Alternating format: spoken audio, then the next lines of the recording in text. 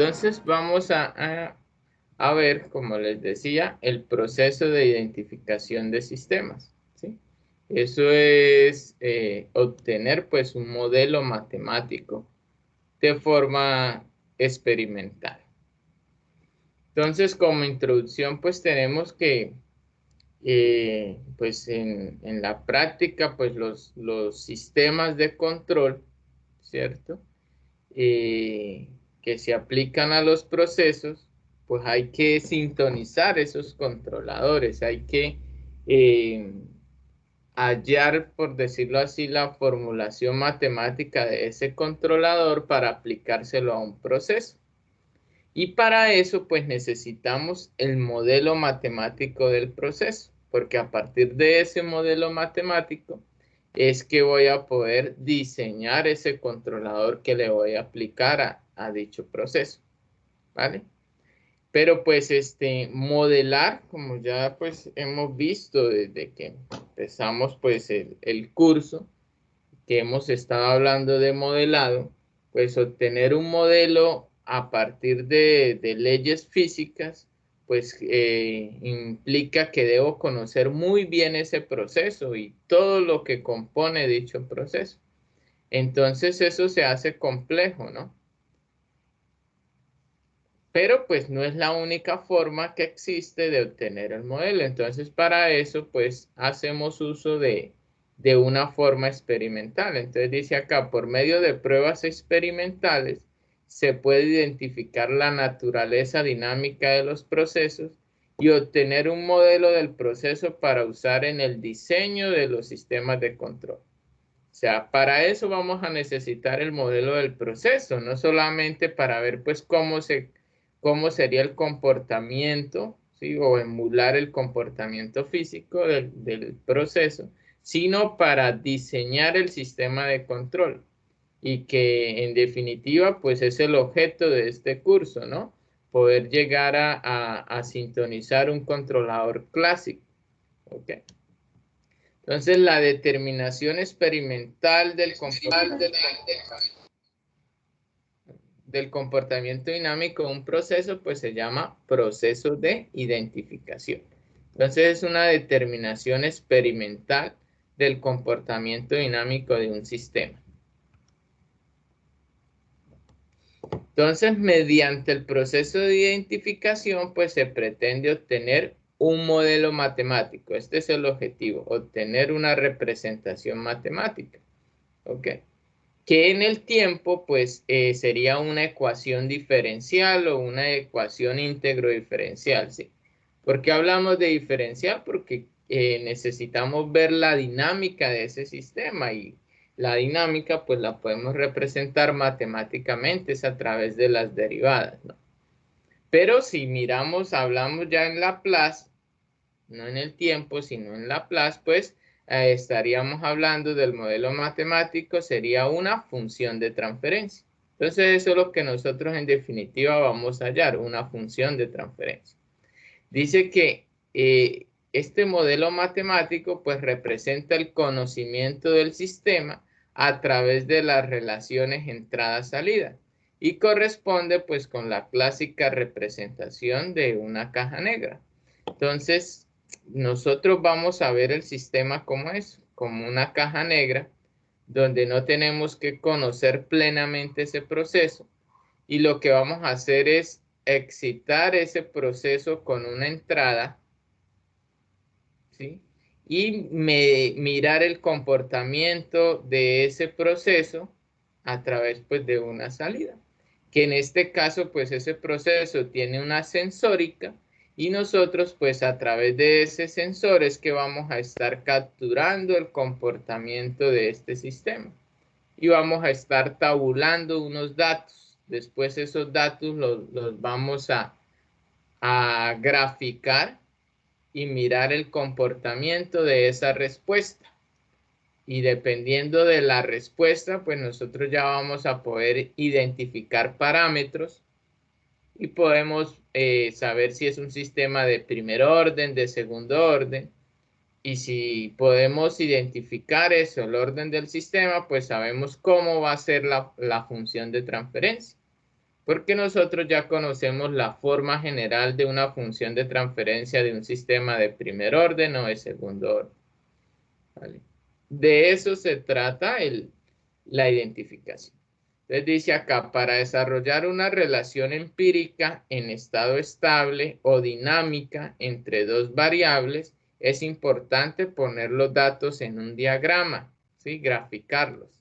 En tal diagrama es fácil visualizar la tendencia general de los datos.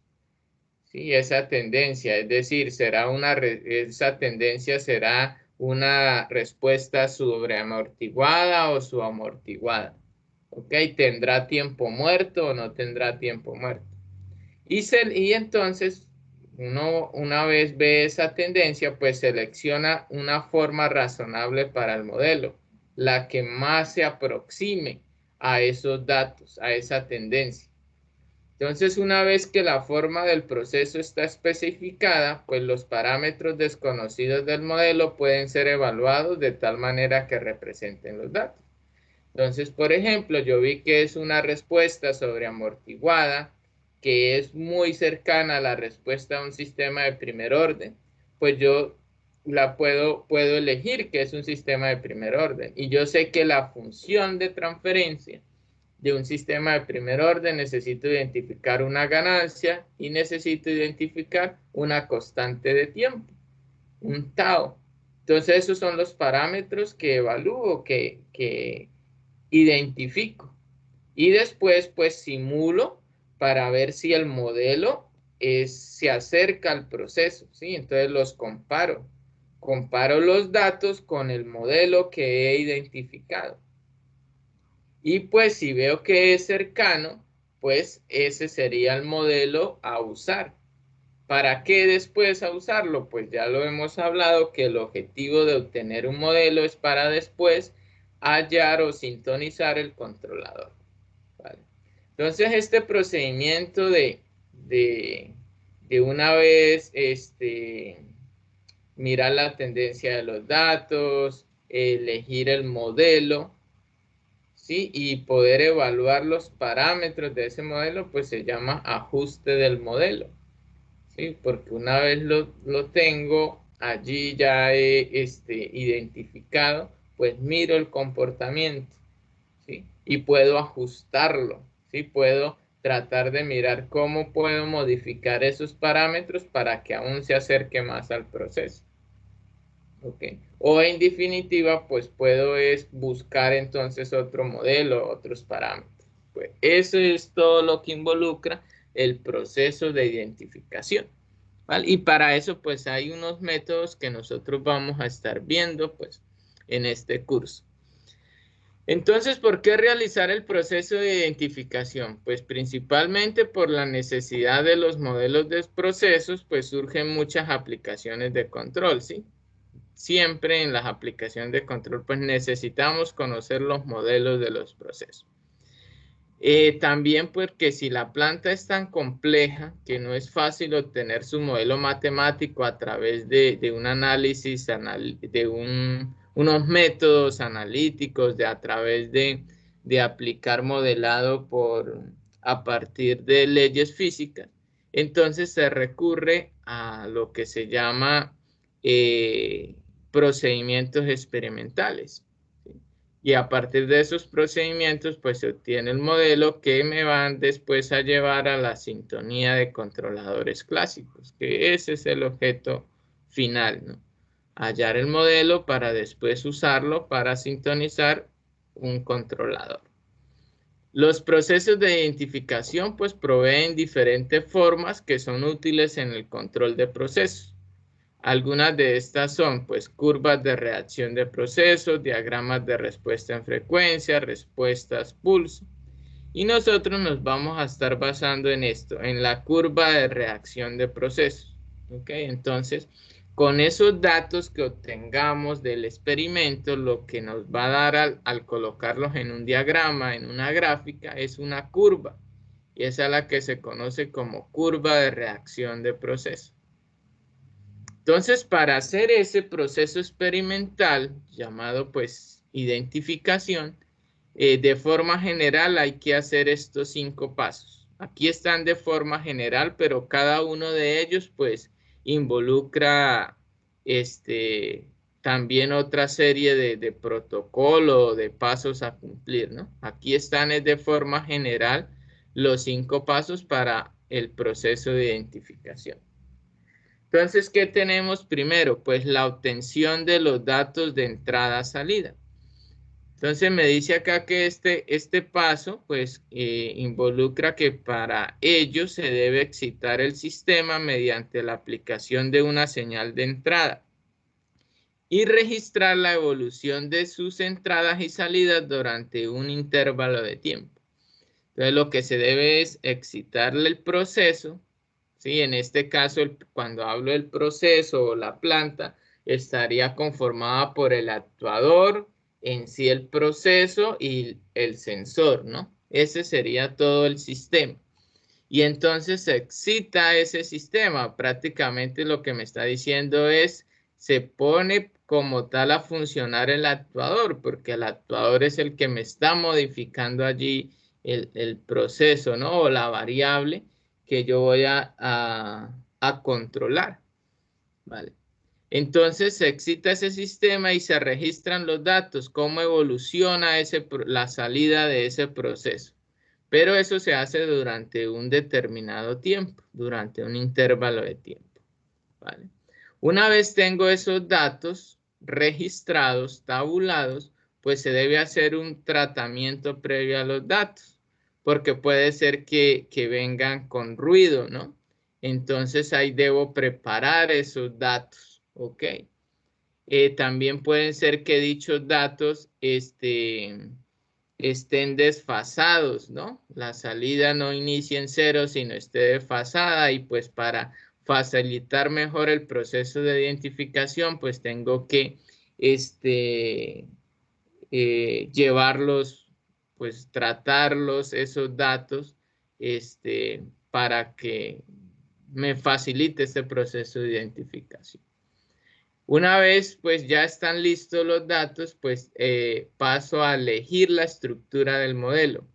Cuando aquí dice elegir la estructura del modelo, es bueno mirar la gráfica, ¿sí? ¿Será que eso será un sistema de primer orden o de segundo orden? ¿Tendrá tiempo muerto o no tendrá tiempo muerto? Entonces es elegir esa estructura, que principalmente sería eso de primero o segundo orden, que serían pues las estructuras más básicas y podría decirlo menos complejas, y que normalmente cualquier sistema real pues se puede representar o aproximar con estas estructuras.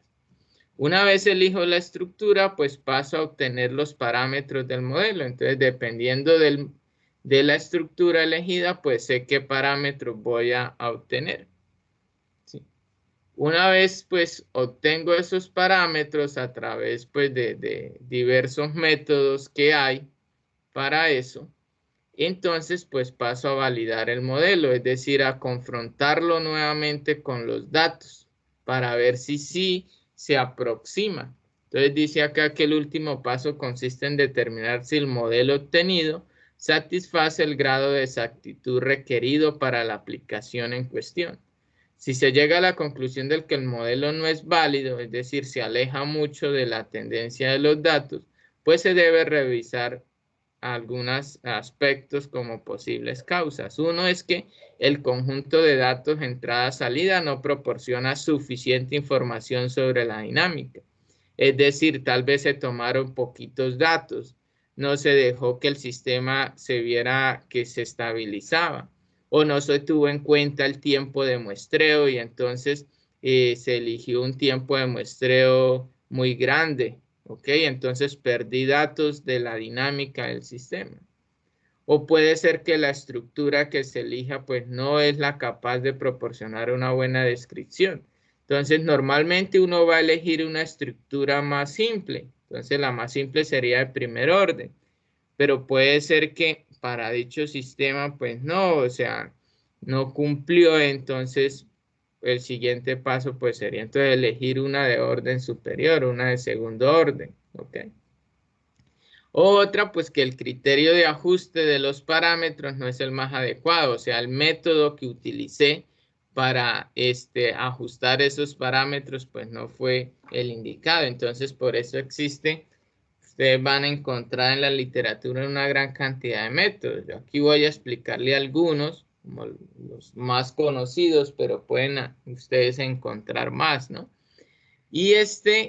Y pues el objetivo cuando uno hace identificación no es solo aplicar un método, entonces aplicar varios para poder también comparar varios modelos, ¿sí? Con tener varias opciones, no una única opción, ¿vale? Entonces eso así de forma general seguirían los pasos secuenciales que hay que tener en cuenta para el proceso de identificación. Y esto es lo que ustedes van a hacer en el primer corte. Mire que todavía no estamos hablando de diseñar un controlador, solo estamos hablando de identificar el modelo. Entonces, en ese trabajo que se les dejó de la asignación del segundo corte, en esos objetivos están implícitos estos pasos, ¿sí? Al final, el último objetivo de ese es validar el modelo, ¿sí? El modelo que ustedes hallaron, validarlo. Todos estos 5 pasos están inmersos en ese trabajo que deben cumplir con su planta o proyecto de aula, ¿no? Acá lo podemos ver, esos mismos pasos, pero ya a través de un diagrama de flujo, ¿sí? Entonces, ¿cómo sería este proceso? Entonces, primero, pues, tomar los datos, ¿cierto? Hacer el experimento del registro de los datos, tratarlos para que facilite el proceso de identificación. Una vez tengo los datos, pues paso al cálculo del modelo. Pero el cálculo del modelo implica tener los datos, elegir la estructura dependiendo de cuál veo que es la mejor tendencia de esos datos, elegir el método para ajustar los parámetros y una vez con estos 3 pasos, pues calculo el modelo y después paso a validarlo, ¿sí?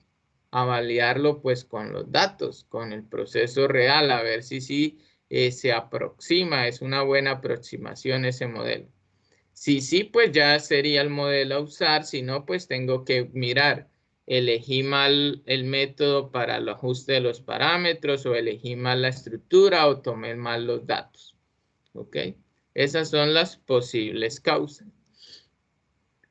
Bueno, entonces, vamos a ver pues cómo es ese proceso de identificación a partir de la curva de reacción, ¿sí? ¿Qué es lo que se debe hacer? Entonces, dice acá, identificación mediante una respuesta ante una entrada a escalón. Entonces, vamos a tener claro eso. Nosotros la curva que vamos a obtener de esos datos es ante una entrada a escalón. Y ya nosotros sabemos cómo es el comportamiento de una entrada a escalón. Que para un tiempo cero, ¿sí? El escalón pues tiene un dato que es constante y apenas le aplico el escalón pues hay un cambio de ese dato y va a permanecer. No es que va a ir aumentando, ¿no? Cuando le aplico un escalón es solo un cambio de un estado inicial a uno final y va a permanecer constante ese escalón, ¿vale? Entonces dice acá que este proceso pues consiste en aplicar sobre un sistema en equilibrio una entrada en forma de escalón y observar la respuesta del mismo.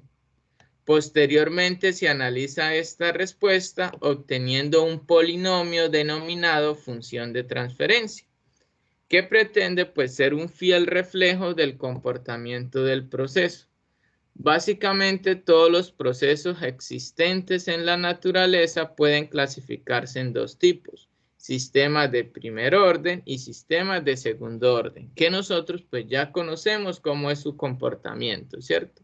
En las clases anteriores ya vimos el comportamiento de las respuestas de estos sistemas. Entonces, un cambio escalón en la entrada de un proceso produce una respuesta, la cual es llamada la curva de reacción. ¿Sí? La curva de reacción del proceso. Para muchos procesos en la industria, la curva de reacción tiene una forma de S, es decir, una forma sobreamortiguada, que no tiene oscilaciones. Es importante que no haya perturbaciones que entren en el sistema, porque de otro modo la transmisión será dañada por dichas perturbaciones sin control y sería inapropiado para usarlo en la obtención de un modelo para el proceso. Entonces, cuando voy a hacer el proceso de identificación de la toma de datos, es muy importante eso, tener en cuenta que no haya perturbaciones. Es más, por eso en el trabajo del proyecto yo les pido que como es un experimento, vamos a repetirlo 20 veces. Es decir, vamos a tomar 20 datas. ¿Para qué? Eso nos va a ayudar también a identificar si se presentaron perturbaciones o no. Porque como esos 20 datos, yo les voy a 20 datas, no 20 datos, sino 20 datas, 20 tomas o 20 experimentos que se hagan bajo las mismas condiciones, ¿no?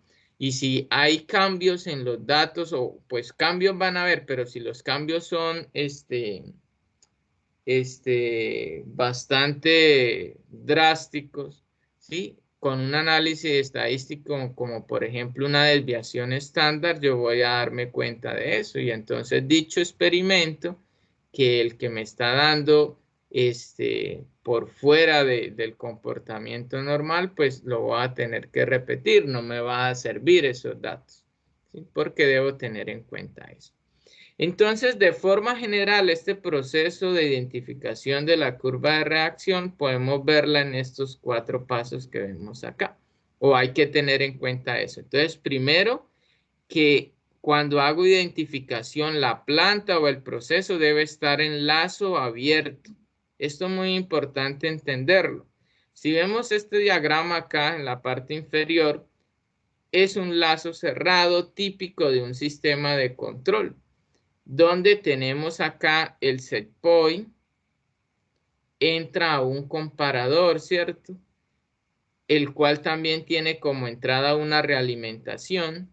Eso me genera un error y el error es el que entra al controlador. El controlador, dependiendo del error, pues va a decidir qué acción enviarle al proceso, ¿sí?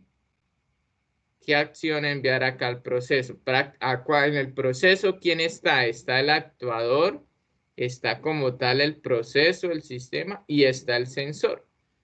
Todo esto equivale a este cuadrito que me dice acá, GP, función de transferencia del sistema del proceso. El proceso que estoy controlando o que quiero controlar, ¿no? Entonces, este es típicamente un lazo de control cerrado, ¿no? Cuando hacemos identificación, la planta debe estar en lazo abierto. Entonces, como dice acá, debe estar en lazo abierto. Yo voy a pasar acá a la siguiente presentación. Y entonces, como me dice acá lazo abierto, quiere decir que yo voy a abrir acá el lazo. O sea, voy a considerar que todavía no hay controlador, porque igual como yo voy a identificar el proceso, a obtener un modelo, el modelo es el que me va a ayudar a después diseñar este controlador. ¿Qué es lo que debe estar en esta cajita, en esta función de transferencia que se llama GC, función de transferencia del controlador? ¿Sí? Entonces, cuando hago identificación, voy a abrir ese lazo y no existe todavía control. Entonces voy a estar trabajando es con este sistema acá que estoy señalando que sería el proceso a lazo abierto, donde miremos que entonces lo que vamos es a ingresar un escalón. Acá en la entrada sería un cambio, una función escalón, ¿sí? Un cambio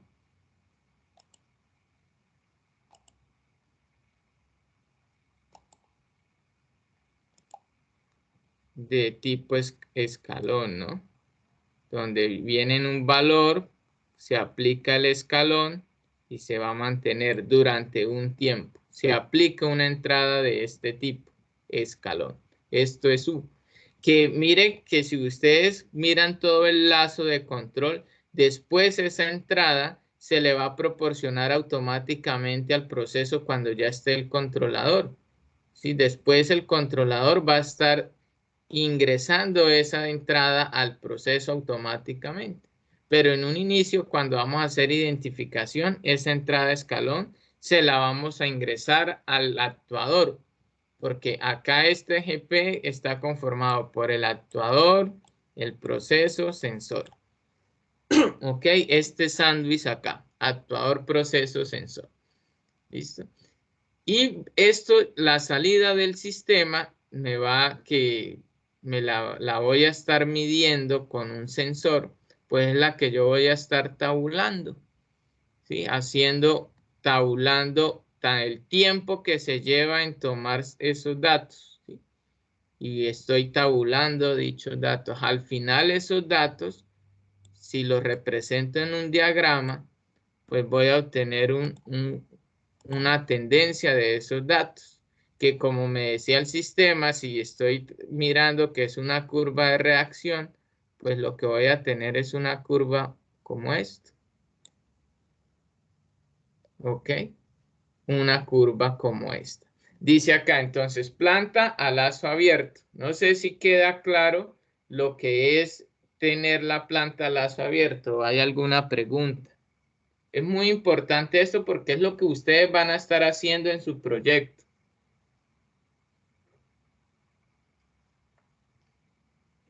Señores, Aquí estamos, profe. ¿está claro? Entonces lo que es tener el proceso, la planta a lazo abierto. Sí, señor. Listo. Bueno, entonces, una vez está el lazo abierto, pues dice que debo tener en cuenta que el sistema debe estar estable, ¿sí? Entonces, ustedes deben saber que su sistema converge a un valor, ¿sí? Que no es inestable. Entonces, eso ustedes lo pueden comprobar primero, pues dando un escalón pequeño, ¿sí? Dan un escalón pequeño y miran el comportamiento. Miran a ver si su sistema agarró y empezó a cambiar dichos datos y se estabilizó. Entonces, deben tener en cuenta eso, de si el sistema es estable. Una vez se sabe eso, ¿ok?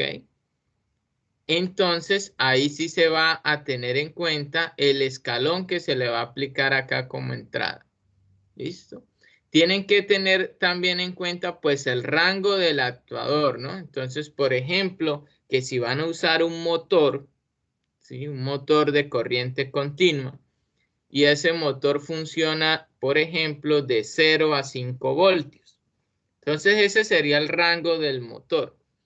¿Listo? El escalón máximo de ese motor pues sería 5 voltios. El escalón mínimo 0. ¿Listo? Entonces, cuando yo hago identificación, pues no le debo ingresar o no se recomienda todo el escalón, es decir, el máximo, ¿sí? Sino uno ingresa un escalón en el punto donde va a estar operando el sistema, ¿ok? Entonces, normalmente se toma un valor menor. Ya ustedes deciden, pues, en ese rango qué valor. Ahora recuerden que como ustedes este sistema o el controlador al final lo van a estar implementando en un sistema digital, ¿sí? Es decir, en un microcontrolador o en el computador, pues de una vez es bueno que ese escalón que se ingrese, pues se ingrese desde el microcontrolador o desde el computador. Entonces, yo no puedo desde el computador enviarle al actuador 5 voltios, por ejemplo, hablando del caso de que el actuador sea un motor de 5 voltios, sino que yo a través del microcontrolador puedo sacar es PWM, ¿cierto? Entonces yo tengo que tener también en cuenta eso. Si yo ese escalón lo voy a dejar como PWM, entonces tengo que mirar el microcontrolador en qué rango trabaja de PWM. Normalmente, si hablamos de Arduino, pues es de 0 a 255 PWM, que el 0 equivalía, si miramos equivalencia entre PWM y voltaje, hablando del actuador, pues 0 voltios, y el 255 pues sería el máximo rango del actuador, 5 voltios. ¿Ok? Entonces debo tener en cuenta eso, ¿no? La escala que voy a estar usando, ¿sí? El rango que voy a estar usando del escalón. Y yo elijo un porcentaje de ese rango. Entonces, por ejemplo, que no le voy a ingresar a ese motor 4 voltios. Por ejemplo, ese sería el escalón que le voy a estar dando para identificar. Entonces ingresé 4 voltios. Yo ingreso ese valor al motor y él va a modificar el proceso. Ya depende de cuál sea el proceso y que modifique. Entonces, por ejemplo, que sea yo estoy midiendo es velocidad del motor. Pues con esos 4 voltios yo voy a ver que el motor en un inicio está en 0 porque está apagado o está en un valor mínimo, dependiendo de si ya están dando y no está en el máximo, pues está en un valor, ¿cierto? A cierto voltaje está en un valor y cuando le aplica el escalón, pues él va a empezar a aumentar su velocidad. Y ese cambio es el que yo voy a estar midiendo con el sensor. ¿Ok? Listo. Y voy a darme cuenta que va a llegar un momento en que el sistema se estabilice, nuevamente se estabilice, se permanezca en un valor. Listo, entonces ese registro de datos es el que debo tabular. Entonces tengo que tabular pues cada cuánto tomo un dato, o sea que tengo que tabular tiempo y tengo que tabular el dato de salida. Y el de entrada pues ya lo sé que se aplicó normalmente pues en el tiempo cero, ¿no? Si mi toma de datos empezó desde que aplico la entrada, pues ese sería mi tiempo cero. Y empiezo a tomar datos. Y eso me va a generar pues esta gráfica. Que en este caso ustedes van a repetir ese proceso para el proyecto aula 20 veces. ¿Por qué? Pues ya lo hablamos que como es un experimento para tener más o menos el 10% de error. ¿Listo? Entonces serían esas 20 tomas de datos. Al final ustedes van, o sea, dirán, o sea que a cada data yo le voy a hacer el proceso de identificación. No, una vez ustedes tienen las 20 datas, allí la asignación que se dejó pide que se tome el 70% de esas datas para identificar y el 30% para validar. Entonces, 14 datas, que sería el 70% de las 20, son para identificar. Y esas se les hace un análisis estadístico, ¿sí? Se mira la desviación estándar, lógicamente se le saca el promedio, porque al final la data que voy a estar graficando sería el promedio de esas 14. Sí, o sea que la identificación después, o sea, la aplicación de los métodos que ahorita vamos a ver, pues sería la data promedio, ¿no?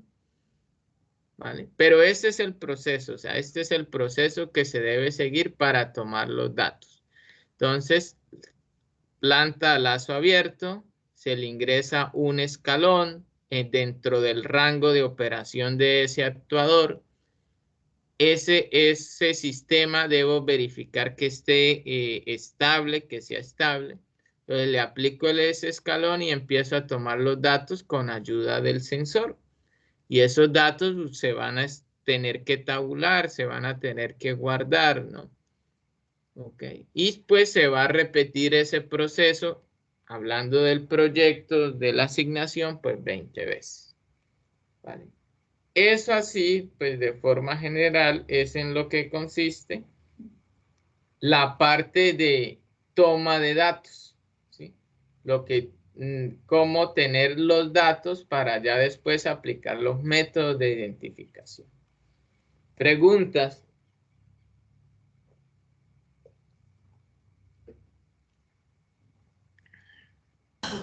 De mi parte no, profe.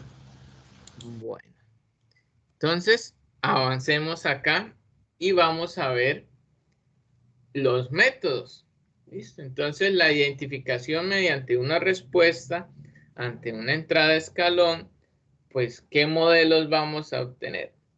Entonces la mayoría de los métodos de sintonización de controladores se basan en los parámetros de un modelo de orden reducido que permita pues representar sistemas dinámicos de orden alto, y por esta razón los más empleados son los de primer o segundo orden, ya lo habíamos hablado, más tiempo muerto. Normalmente los sistemas reales pues tienen este tiempo muerto. Entonces, el sistema pues más, como dice acá, reducido, de orden reducido, pues sería el de primer orden, pero para una respuesta sobreamortiguada. Entonces, ¿cómo es una respuesta sobreamortiguada? Pues una que no tiene oscilaciones. Anteriormente, cuando veíamos la introducción a lo que era la curva de reacción, decía que era una forma de S, ¿no? Esto es lo que vemos acá en esta curva, que tiene una especie de forma de S. Entonces, esta es pues la forma de respuesta más común que ustedes van a encontrar a la hora de hacer identificación. Y pues el modelo o la estructura más reducida que permite representar esta forma de respuesta es la de primer orden más tiempo muerto. ¿Sí? Entonces, donde tenemos la función de transferencia de primer orden, mire, acá tenemos K sobre tau S más 1. Esto sería el primer orden puro, pero dice que más tiempo muerto. Entonces el tiempo muerto ya sabemos que lo que hace es multiplicarle a la función de transferencia una función exponencial a la menos teta s, donde este teta sería el tiempo muerto. ¿Vale? Entonces, esta estructura, ¿qué parámetros tiene para identificar a partir de esta curva? Pues me tengo que identificar la ganancia, identificar tau y identificar el tiempo muerto. Esos serían los tres parámetros que debo identificar cuando se propone una estructura de primer orden más tiempo muerto. Esta es la más simple y pues es la más ideal a usar, ¿no? Por la simpleza. Pero puede ser que ese proceso, pues no, esta estructura no satisfaga. Entonces podemos tener una de segundo orden, la cual va a tener polo doble más tiempo muerto. ¿Sí? Entonces la estructura sería esta. ¿Qué cambia? Que miremos que ya es de segundo orden porque tiene dos polos, solo que son dos polos iguales. ¿Sí? Entonces es la respuesta común que nosotros vimos para los sistemas de segundo orden que llamábamos sobreamortiguada. Que era, perdón, la que tenía dos polos iguales era cuando era críticamente amortiguado, ¿no? Cuando el factor de amortiguamiento era exactamente 1. ¿Sí? Sería esta estructura que me va a dar un tipo de respuesta, más el tiempo muerto. Mire que todas tienen tiempo muerto. ¿Okay? Pero también puede ser un sistema de segundo orden, ¿ok? Que ya no va a tener polo doble, sino polo diferente. Y esto sucedía cuando el factor de amortiguamiento era mayor que 1. Entonces me daban dos polos reales diferentes. ¿Ok? Esa puede ser otra estructura. Pero en general, pues la que más se propone y por la que uno empieza, pues sería esta de primer orden más tiempo muerto, porque sería la más simple de las tres, ¿no? Okay. Eso sí, la respuesta, o sea, esta respuesta es la que se construye con los datos. O sea, una vez tengo los datos tabulados y los grafico, voy a obtener una forma de respuesta que normalmente va a ser sobreamortiguada. Puede ser que el sistema tenga un comportamiento subamortiguado, es decir, donde a la hora de graficar los datos, pues me dé esta forma de respuesta, donde haya oscilaciones y van a disminuir esas oscilaciones. Entonces ya sabemos que esto es una respuesta subamortiguada y por tanto, pues nosotros ya también conocemos la estructura de un sistema de segundo orden para una respuesta subamortiguada. Donde los parámetros que tenemos, ¿quiénes son? Pues la ganancia, la frecuencia natural no amortiguada, el factor de amortiguamiento. Esos datos son los que, o esos serían los parámetros. Este TM, pues sigue siendo el tiempo muerto, ¿no? Es el mismo que acá lo llamábamos teta, es ese mismo TM, tiempo muerto. ¿Sí? Porque miremos que la respuesta se demora en iniciar la respuesta, ¿no? Entonces tiene un tiempo muerto. ¿Vale? Esas son otra estructura, pues que puede ser, pero normalmente volvemos a que la idea es tener el sistema, un modelo, lo posible más simple, pues el más simple sería el de primer orden, ¿no? Pero eso sería para una sobreamortiguada. Si es su amortiguada, ya sabemos que la estructura va a ser esta. ¿Ok? Donde pues los polos van a ser complejos. Ya eso nosotros lo analizamos en clases pasadas. Bueno, entonces, una vez sé cuál es la estructura que pueden tener estos sistemas, pues vamos entonces, el siguiente paso sería obtener los parámetros, ¿sí? Saber, por ejemplo, cómo hallar de una gráfica acá, cómo hallar tau, cómo hallar el tiempo muerto. ¿Okay? ¿Cómo hallo esos parámetros? Entonces, para eso, pues hay una gran cantidad de métodos. Cuénteme. O algoritmos. No, Cuénteme. es que lo tengo en 1%, lo puedo poner a cargar, es que aquí que lo estoy saliendo del trabajo. Y aquí de pronto se me apaga mientras llego a la casa. Ok, no hay rollo. Vale. Listo, profe. Bueno. Entonces, pues les decía que hay una gran cantidad de métodos o algoritmos, pues hoy con también todas estas herramientas computacionales que tenemos, pues también pueden ser algoritmos, ¿no? En este caso yo les voy a presentar métodos. Existen a lazo abierto y a lazo cerrado. Nosotros vamos a enfocarnos acá en estos de lazo abierto. Este de lazo cerrado se los voy a presentar, pero cuando veamos ya directamente la sintonización de un controlador. Porque este de lazo cerrado ya se utiliza, no se enfoca en hallar como tal el modelo, sino de una vez hallar el controlador. ¿Sí? Entonces lo analizamos después. Entonces vamos a estar enfocados en los de lazo abierto. Y pues hay los métodos para cuando la estructura es de primer orden o cuando es de segundo orden. Entonces cuando es de primer orden, pues tenemos el más común que ustedes van a escuchar en la teoría de control, que son los métodos de Ziegler-Nichols. ¿Ok? Entonces, el primer método propuesto por ellos pues, fue el método de la recta tangente. Y a partir de ese método, pues se derivaron otros métodos que están basados en los dos puntos. ¿Sí? Entonces, acá en el método de los dos puntos vamos a conseguir una gran cantidad de autores que proponen este método. ¿Sí? Entonces, entre ellos, pues el más conocido es el de Smith, pero tenemos Alfaro, Brovida, Chen y Yang, Hood, Vitekova, entre otros. Van a encontrar muchos más. Ok, yo les voy a presentar pues estos. Ok. También existen pues de segundo orden, o sea, cuando la estructura es de segundo orden, entonces puede ser el método de Harriot, método de Stret, método de los tres puntos. ¿Ok? Y pueden existir otros, pues les voy a estar presentando estos acá. ¿Vale?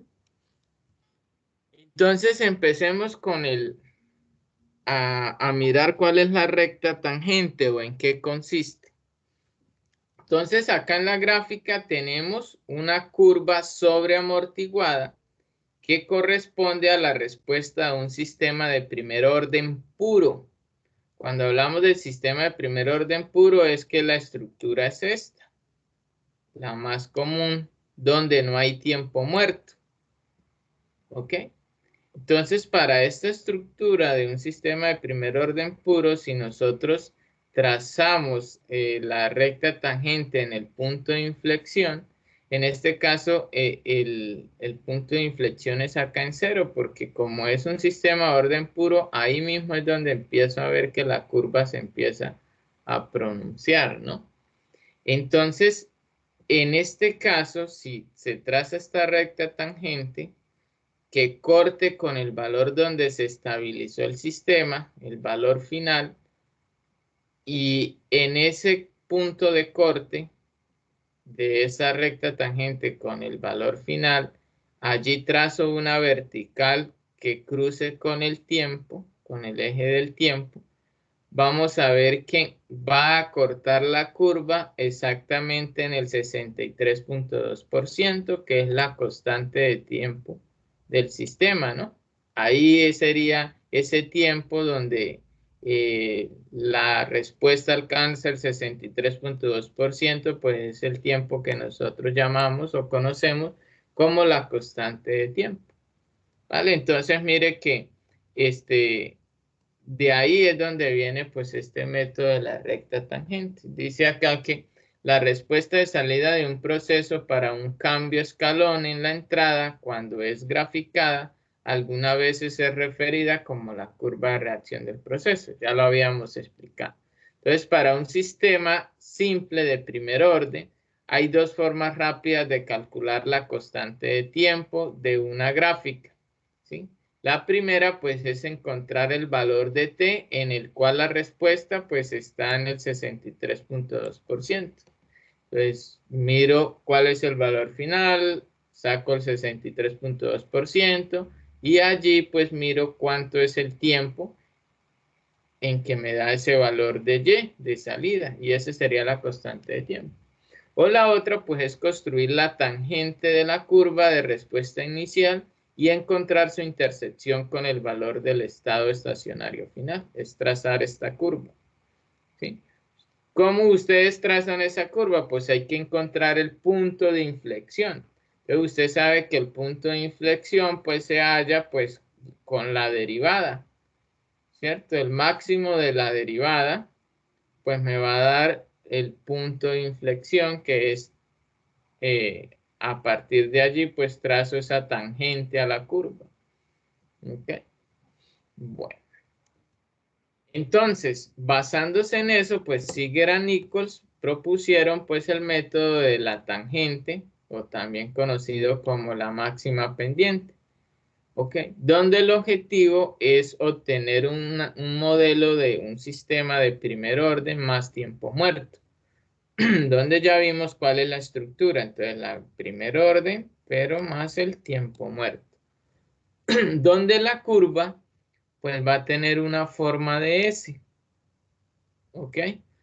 Entonces, ¿qué me dice el método? Me dice que trace una recta tangente a la curva de reacción del proceso en su punto de inflexión o de máxima pendiente. Se debe identificar qué parámetros: la ganancia, la constante de tiempo y el tiempo muerto. ¿Listo? ¿Cómo se encuentra la ganancia? Y esto aplica para todos los métodos, van a usar la misma forma para hallar la ganancia. Igual ya nosotros habíamos explicado eso. La ganancia de un sistema está dada por el cambio en la salida sobre el cambio en la entrada, ¿sí? Es más, nosotros cuando vimos sistemas de primer orden, hicimos una identificación de un sistema de primer orden y hallábamos la ganancia de esta forma: cambio de salida sobre el cambio en la entrada, ¿sí? Entonces, en este ejemplo que vemos acá, gráfico, tenemos que la entrada es este escalón. Siempre la entrada va a ser un escalón. Un escalón en este caso unitario, porque mire que su amplitud es de 1. Ese escalón no se aplicó en un tiempo 0, ¿no? Mire, se está aplicando, si esto es 1, más o menos en 0,5, ¿no? Como en la mitad. Ok, entonces aquí valía el escalón 0 y en el tiempo 0,5 se aplicó. Y la respuesta no comenzó, valga acá la redundancia, o la salida no empezó a responder de una vez, sino que pasado un tiempo es que empieza a responder y se obtiene pues dicho comportamiento que se ve allí. ¿Ok? Entonces, resumidas cuentas, ¿en qué consiste el método? Trazar la recta tangente a esa curva en el punto de inflexión y este se halla con la derivada. Realmente el punto de inflexión sería el máximo de esa derivada, ¿no? Que sería la pendiente de esa curva. ¿Ok? Y perdón, la pendiente de esa recta. Y esa recta que se trace tangente a la curva debe cruzarse acá con el valor final y también debe cruzar acá con el eje del tiempo. ¿Ok? Debe cumplir eso. Cruzar o intersectar el valor final e intersectar el valor en el tiempo, el eje en el tiempo. ¿Y qué se hace? Pues se traza en el punto de intersección con el valor final, se traza una vertical que me cruce con el eje del tiempo. ¿Ok? Y entonces voy a tener, mire, dos puntos de intersección con el eje del tiempo. Este, donde se trazó esta vertical, y el otro punto de intersección de la recta tangente con el eje del tiempo. Esos dos puntos. Y a partir de esos dos puntos, pues yo voy a poder identificar dos tiempos. ¿Ok? Entonces, el tiempo muerto sería el tiempo desde que se aplicó el escalón hasta que esa recta tangente se intersectó con el eje del tiempo, como vemos acá. Entonces ese sería el tiempo muerto. Desde que se aplicó el escalón hasta el punto de intersección de la recta tangente con el eje del tiempo. Y el siguiente tiempo, que sería la constante de tiempo, el tau, es el tiempo medido desde el tiempo muerto hasta la intersección de la vertical, esta vertical que vemos acá con el eje del tiempo. Y ahí tengo los otros dos parámetros que necesito para esta estructura de primer orden con tiempo muerto. ¿Vale? Entonces hagámoslo acá sobre esta gráfica, pues no la tenemos tan a escala, pero pues vamos a hacer allí el ejemplo para que se den cuenta. Mirando los valores acá. Entonces vamos a hallar la ganancia. Según esto que explicamos de cómo hallar la ganancia, ¿cuál sería entonces para este ejemplo, para esta gráfica?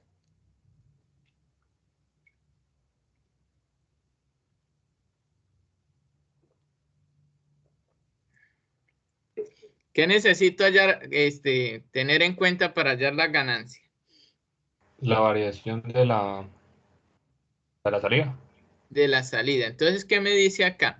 La salida en el eje de las ordenadas en Y inició en 0, ¿no? Mira, acá dice inició en 0. Sí, ese es el valor inicial. ¿Y dónde se estabilizó según me indica esto? En 4. Aproximadamente acá en 4. O sea que el cambio sería 4 menos 0, ¿no? El cambio, el delta Y, este delta Y que me dice acá sería 4 menos 0, 4. ¿Y el delta U? 1 menos 0. Exacto. El escalón fue un escalón unitario que también valía 0 en su valor inicial y cuando se aplicó de amplitud 1. O sea que 1 menos 0, 1. O sea que la ganancia sería 4 sobre 1. ¿Eso me da?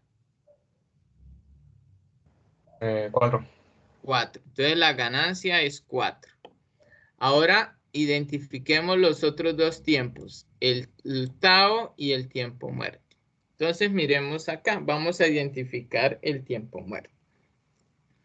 Me dice que es el tiempo desde que se aplicó el escalón. Entonces, si miramos acá, el escalón se aplicó, si esto es 0 y esto es 1, más o menos acá en la mitad. O sea que se aplicó en ¿cuál tiempo?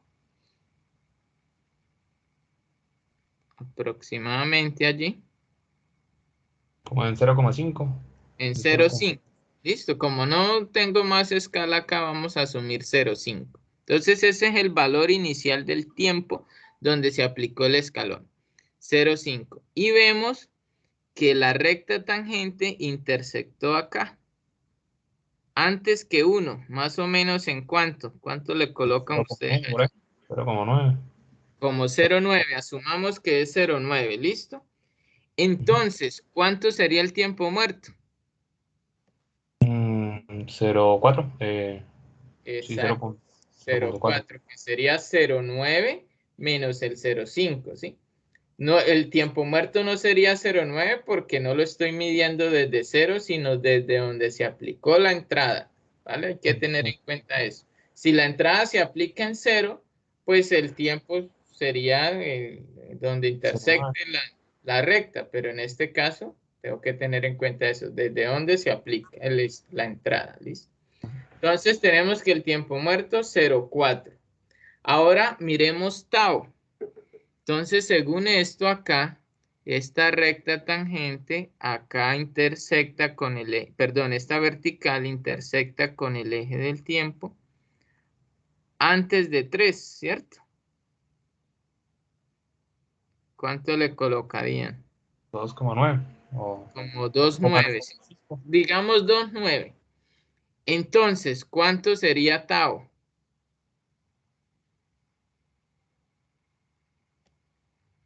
2,4. La diferencia. Miremos. Acá donde es a partir del tiempo muerto acá el tiempo era 0,9, ¿cierto? Sí. 0,9 y acá fue 2,9, entonces 2,9 menos 0,9, ¿cuánto hay? 2, ¿cierto? Pero según nos da esta gráfica, o sea que el tau sería de 2. Y pues ya tenemos la función de transferencia. 4 Euler a la menos 0,4s sobre 2s más 1. Y eso me va a dar una gráfica. Vamos a hacerla allí en MATLAB. Listo. Entonces vamos a por acá a hacer ese ejercicio. Es más, vamos a hacerlo en un simulín. Vamos a hacerlo acá en un simulín. Entonces vamos a buscar una función de transferencia. Transfer function. El sistema también tenía tiempo muerto, entonces vamos a llevar un transport delay, que es el bloque que me permite ingresar allí un tiempo muerto. Y vamos a mirar una entrada de tipo escalón. Y vamos a un graficador, ¿no? Entonces un scope para ver la salida.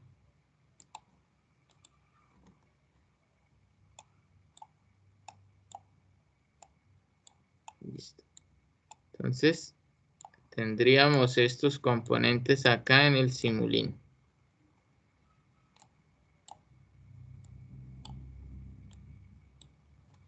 Entonces tenemos, configuremos el escalón. El escalón inicia en un tiempo de 0,5. Ok. Valor inicial 0, valor final 1. Es un escalón unitario. La función de transferencia, entonces teníamos como ganancia 4, como tau 2, según lo que hayamos. Y como tiempo muerto, 0,4. ¿Ok? Según este ejemplo, los datos llegaban hasta un valor de 6. Entonces vamos a darle acá 6 en el tiempo. Y damos simular.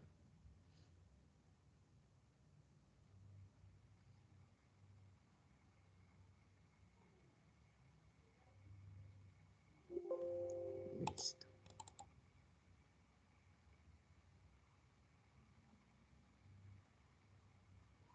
Y acá veo esta respuesta. ¿Ok? Que si yo tuviera, porque no la tengo acá, ¿no? Si tuviera este modelo, esta gráfica, y las pudiera superponer una con otra, pues pudiera ver si este modelo que hallé, que es 4 sobre 2S más 1 por Euler a la menos 0.4S, qué tanto se aproxima a esta gráfica. Pero ya he obtenido acá, a partir de este método, una aproximación de la tendencia de estos datos. ¿Sí? Ya puedo representar matemáticamente ese comportamiento. Ahora, ¿qué tan aproximado, qué tan exacto es? Pues puede ser que lo vean alejado, porque por ejemplo, mire acá, si ustedes analizaran esta curva, acá se ve que tiene una concavidad y este sistema no me está dando esa concavidad allí. ¿Sí? Entonces eso también va a depender pues de qué tan, o sea, del proceso y qué tan riguroso sea a la hora de mirar pues esa aproximación. Lo que yo pudiera hacer es mirar otros métodos, a ver si con otros métodos puedo ver que ese modelo que tanto se aproxime a la data. En este caso, pues acá en MATLAB, como yo no tengo estos datos con los cuales se obtuvieron esta curva, pues no los puedo hacer una comparación pues más exacta, ¿no? O sea, aquí la estamos haciendo esa manera de ojo, ¿no? Gráfica. Pero vemos que sí, el sistema, mire, acá empieza a responder en el tiempo 0,9 que le dijimos, más o menos el tiempo muerto. Y vemos que todavía no se ha estabilizado en 4, en el valor de 4, pero esa es la tendencia. Quiere decir que yo hasta le puedo dejar más tiempo a esta simulación. Vamos a dejarle, por ejemplo, el doble. Y miro y sí tiende a 2, a 4, mire. Vemos que ya aquí en un tiempo 10, ya él tiende a ese valor de 4. ¿Ok?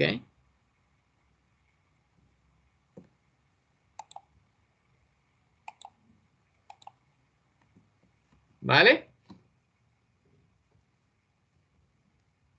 Preguntas.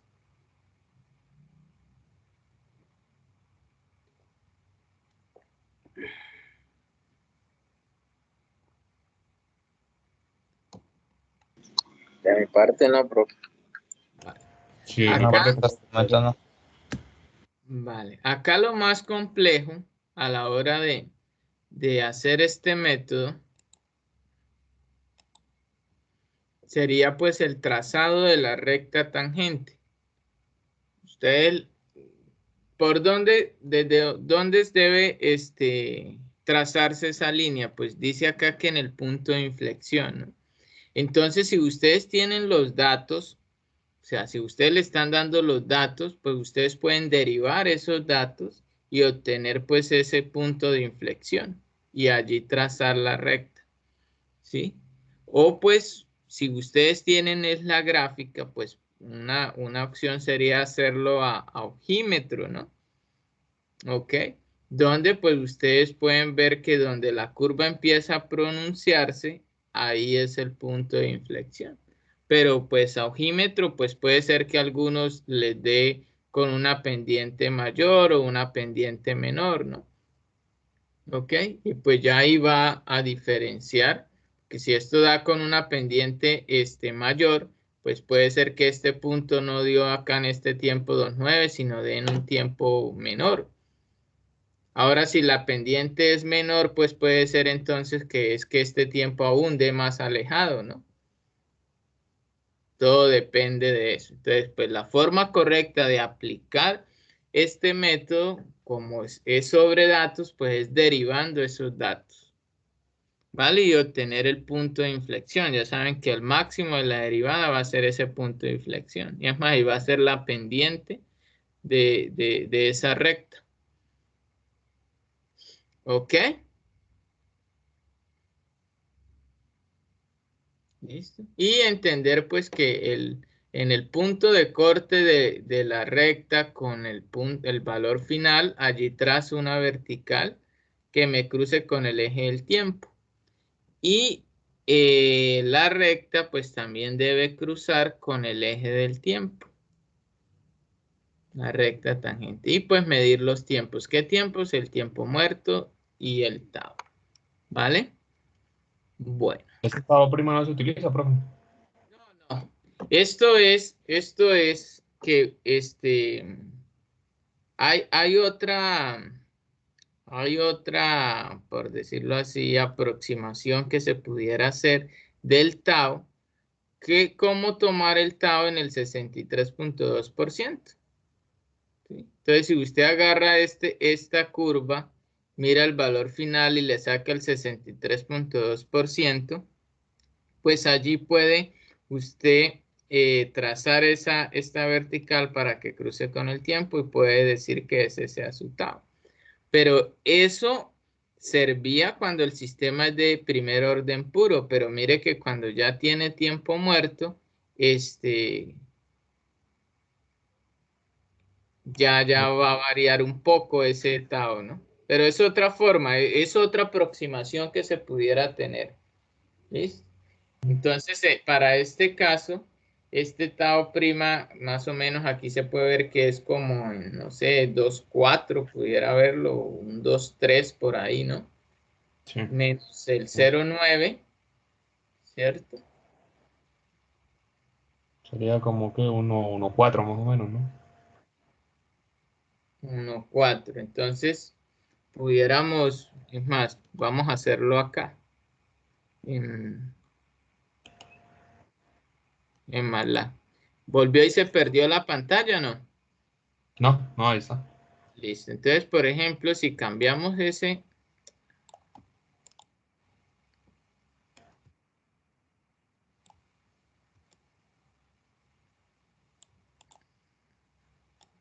vamos a hacer otro modelo. Pero el otro modelo ya el tau no vale 2, sino vale 1,4. Según eso. Ok. El tiempo muerto sigue siendo el mismo, 0,4. El tiempo muerto no cambia. Entonces miramos estas dos.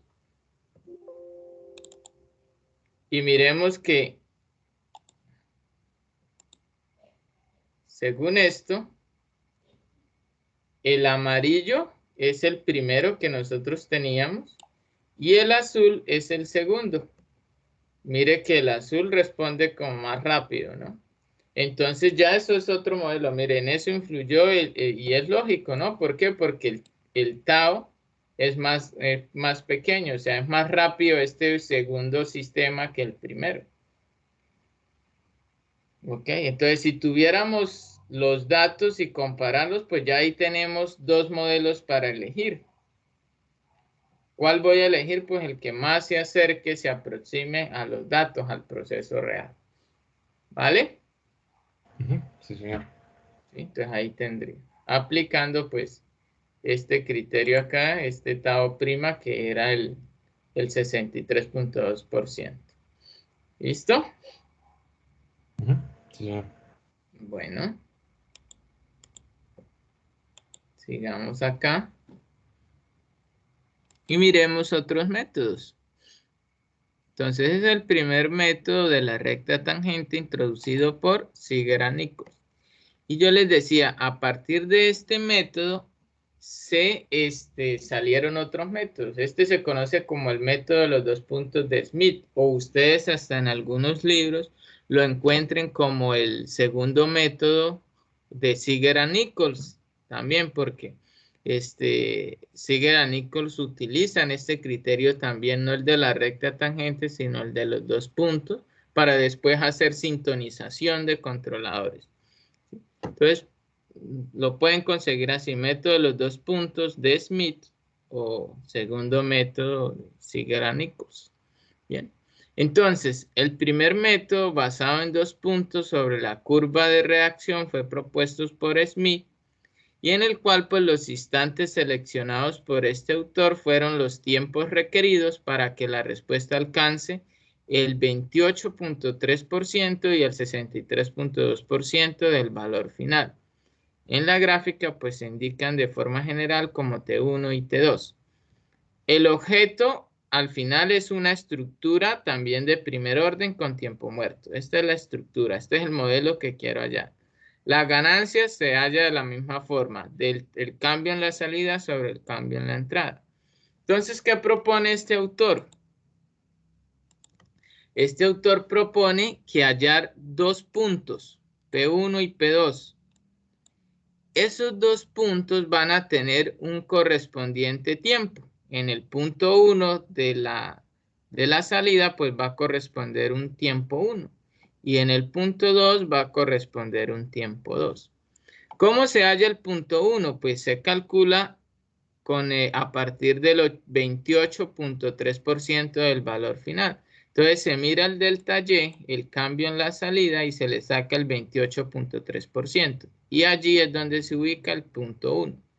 El punto 2, pues se le saca el 63.2% a la salida, al delta Y, y allí voy a ubicar el punto 2.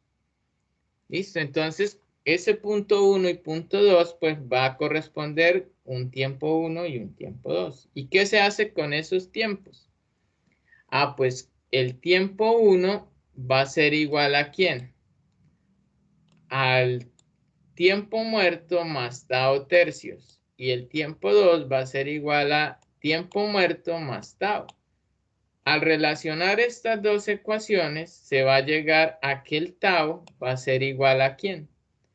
A 1.5 por la diferencia de T2 menos T1. Y como T2 lo mido en la gráfica y T1 también lo mido en la gráfica, pues ya los tengo, ¿no?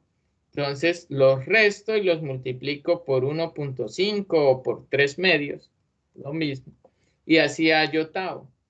Y el tiempo muerto, ¿cómo se halla? Pues tiempo 2, que es el medido en la gráfica, menos el tau, y eso me va a dar pues tiempo muerto. Y ya tengo los tres datos, los tres parámetros que necesito para la estructura de primer orden más tiempo muerto. ¿Ok? Entonces, eso consiste el método de los dos puntos de Smith. Entonces, pudiéramos aplicarlo para el mismo ejercicio, mire que es la misma gráfica que hicimos de la recta tangente. Apliquémoslo a ver. Vamos entonces a hallar el 28.3% del delta Y, que sería 4. Entonces, Sería ¿cuánto es? 1.13. Ok, en este caso, acá esta gráfica me lo ubica acá prácticamente en 1. Usted dice que es 1.1. Nosotros vamos a dejarlo ahí, pero realmente sería un poquito más arriba, ¿no? Sí, señor. Sí, 1.13. Listo, vamos a dejarlo ahí, porque no tenemos pues la escala correcta de este gráfico. Y vamos a hallar el punto 2, que sería el 63.2% de 4. Es 2.52. Ah, ok, ese sí está, aquí me lo ubican en 3, pero estaría muy pasado, ¿no? Dice que es 2. ¿Qué? 52. 2.52. Entonces, Sí, pudiéramos como ubicarlo aproximadamente acá en 2.5, para ser más exactos, ¿cierto? Más o menos me da acá. Y ahí en este punto, pues debo trazar una vertical, ¿no? Debo trazar una vertical, tal vez acá no me dé. Estamos haciendo acá una aproximación. No sé, digamos corto ahí. No, pero ahí ¿Listo? también sería 2,5. Más o menos en tiempo listo, digamos que en 2.5, exacto. ¿Ok? Este no está en 2.5, este que estamos trazando quedaría en 2.5. Listo. Por aproximación dejémoslo en 2.5, exacto. Ahora, entonces, ya tenemos los tiempos. Entonces, el T1, ¿en cuánto sería el T1? Como 1.3, 1.4 por ahí. Digamos que es 1,4, ¿cierto? 1,4 acá.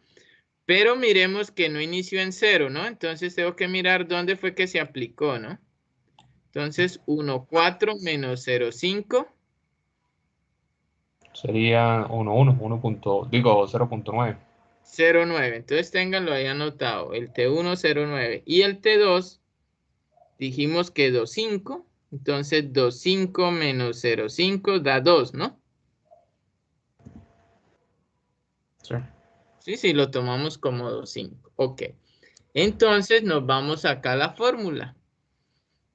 Entonces el tau va a ser igual a 1,5 por la diferencia del T2 menos T1. Entonces T2 dijimos que era 2 2 y menos T1 0.9. 0,9. Entonces, ¿cuánto nos da el tau?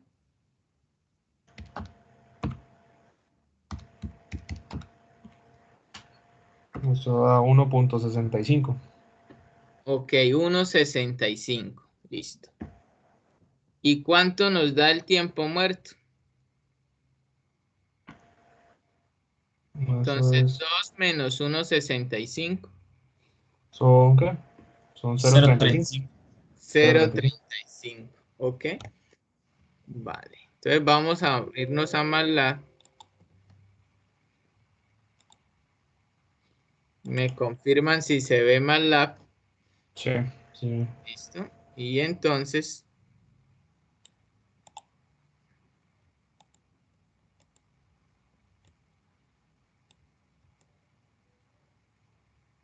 hagamos una nueva. La misma entrada, ¿cierto? Acá la salida. Y entonces la ganancia es la misma, porque es el mismo delta Y. El tau entonces dice que nos dio 1,65. Y el tiempo muerto, 0,35, según los cálculos y allí el ojímetro que hicimos, ¿no? Entonces, generamos acá. Y acá vemos. Entonces, mire, el rojo es el de los 2 puntos de Smith. Leemos acá la gráfica, el rojo. Ok. Bueno, entonces ya ahí tengo 3 métodos. Sería comprobarlos con los datos reales y el que más se aproxime, ese sería. Eso es, ¿vale? Entonces así es que en lo que consiste el método de los 2 puntos de Smith. No sé si tienen preguntas.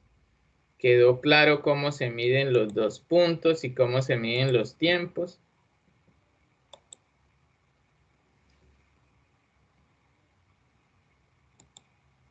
Cuéntenme. No, sí, profe, bien. Me falta repasar uno por uno mismo y ya. Vale. Bueno, entonces hubo un autor,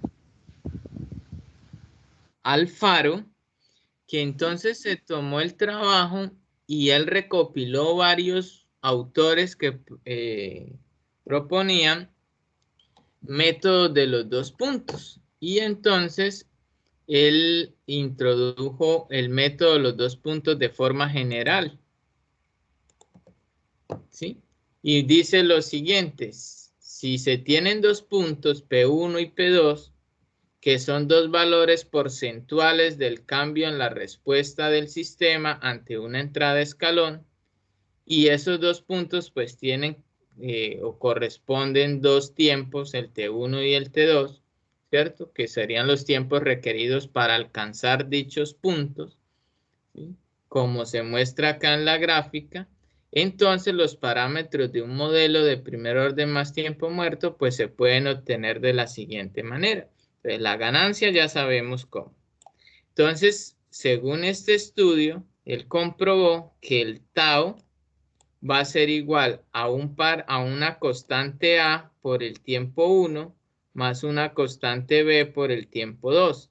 y que el tiempo muerto va a ser igual a una constante C por el tiempo 1 más una constante D por el tiempo 2. ¿Ok? Entonces, en resumen, ¿qué dice él? Pues como hay varios autores que proponen los métodos de los dos puntos, lo que cambia es el porcentaje para hallar el P1 y el P2. Ya nosotros vimos que Smith propone para el P1 un porcentaje del 28.3% y para el punto 2 un porcentaje del 63.2%. Y así hay otros autores que cambian. Unos dicen, no, el punto 1 es el 25% y el punto 2 es el 75%. Otro dice, no, el punto 1 es, por ejemplo, un 28% y el punto 2 es un 80%. Un ejemplo. Entonces, él reunió varios autores y propuso, pues, este método general. Y él propuso pues una tabla donde según el método, según el porcentaje, pues yo encuentro cuál es el valor de A, de B y de C y de T. Y entonces, ¿qué es lo que hay que hacer con los datos, con la gráfica? Pues obtener los dos puntos y medir los tiempos, el T1 y el T2. De la misma forma que hicimos con Smith. Va a cambiar qué es el porcentaje donde va a estar ubicado entonces el punto 1 y el punto 2. Ok, entonces él propone la siguiente tabla y dice lo siguiente. Entonces, estos son hay 1, 2, 3, 4, 5 y 6. Él recopiló estos 6 autores. Entre ellos está el primer método de 2 puntos, que es el de Smith, que aquí podemos ver. Porcentaje para el punto 1, el 28.3%. Para el punto 2, el 63%. Y él dice, bueno, si estoy usando Smith, el valor de A es menos 1,5, el valor de B 1,5, el valor de C 1,5 y el de D menos 0,5. ¿Ok? Y ustedes lo pueden comprobar allí. Ya nosotros hallamos tau y teta según como lo proponía Smith. Si ustedes agarran estas constantes y por ejemplo, para hallar el tau, toma A y B y lo multiplica por el T1 y el T2 que nosotros hallamos, y nos debe dar el mismo tau que hallamos por la otra fórmula. ¿Recuerdan cuánto nos daba T1? ¿En la otra? ¿En la anterior? Sí, con Smith.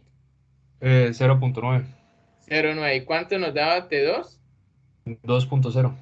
2.0. 2. Ok. Háganlo acá. Reemplacen A y B. O sea que sería menos 1.5 por 0,9. Más 1.5 por 2.